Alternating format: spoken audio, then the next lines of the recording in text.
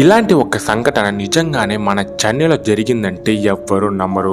చాలా సంవత్సరాల క్రితం ఒక రాత్రి ఒక తాత ఇంటి బయట నిద్రపోతూ ఉండగా ఒక చిన్న బాలుడు వచ్చి ఆ తాతతో ఒక మనిషి కలలో ఒక నెమలి గుచ్చేసిందని వచ్చి చూడండి అని తీసుకెళ్తాడు.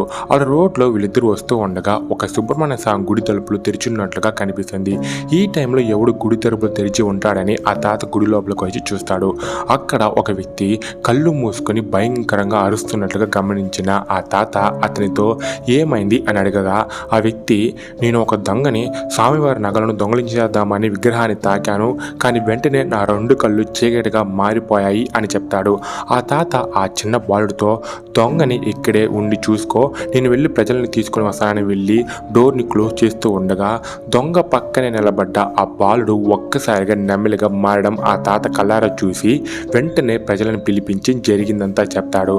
ఆ దేవుడే ఈ దొంగని ఇలా చేశాడని ఆ దొంగని అలాగే వదిలేస్తారు. ఈ గుడి పేరు శ్రీ శివ సుబ్రహ్మణ్య స్వామి టెంపుల్, చెన్నైలో సైదాపేటలో ఉంది. దీని గురించి మీరేమంటారో కామెంట్లో చెప్పండి.